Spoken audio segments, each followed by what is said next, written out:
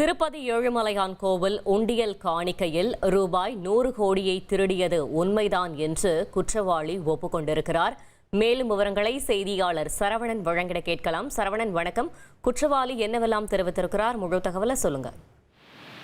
திருப்பதி ஏழுமலையான் கோவிலில் உள்ள உண்டியல் காணிக்கையை எண்ணும் பணியில் இருந்த அதாவது பெரிய ஜீயர் மடத்தில் குமாசாவாக பணியாற்றி வந்தவர் கண்காணிக்கப்படுகிறார். அவர் கண்காணிப்பு பணியில் ஈடுபடும் பொழுது அந்த கோவில் பணத்தை திருடியதாக 2023ஆம் ஆண்டு அவர் மீது வழக்கு பதிவு செய்து விசாரணை நடத்தினர்.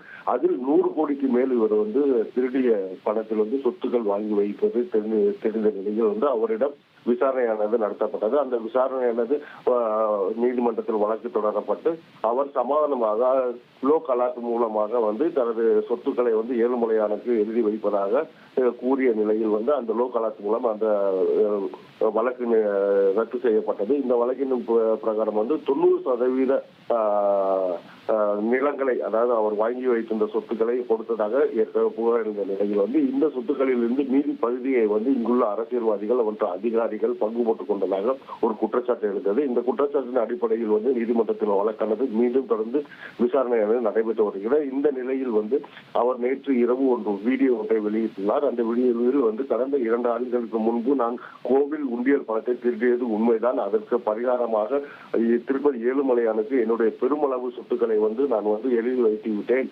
மேலும் எனது மன உளைச்சலில் உள்ளேன். எனது குடும்பத்தார் அறிவுறுத்திய நிலையில் 90% சொத்துக்களை நான் கொடுத்து விட்டேன் என்று இருக்கிறார். ஆனால் மேலும் அதிகாரிகளுக்கு நான் சொத்துக்கள் கொடுக்கப்பட்டதாகவும் பல்வேறு புகார்கள் எழுந்துள்ளது. மேலும் நான் பணத்தை கடத்துவதற்காக மலக்குழாயில் அதாவது பெரிதுபடுத்தியதாகவும் குற்றச்சாட்டு எழுந்துள்ளது. அங்கங்கு பேசி வருகிறார்கள். இது உண்மை அல்ல என்றும் நான் இப்பொழுது தற்போது மன உளைச்சலில் உள்ளதாகவும் நீதிமன்றம் விசாரணைக்கு நான் உட்படப்பட்டால் நேரடியாக இதை கூறுவேன் என்றும் தற்போது ஒரு வீடியோ ஒன்று வெளியிட்டுள்ளார்.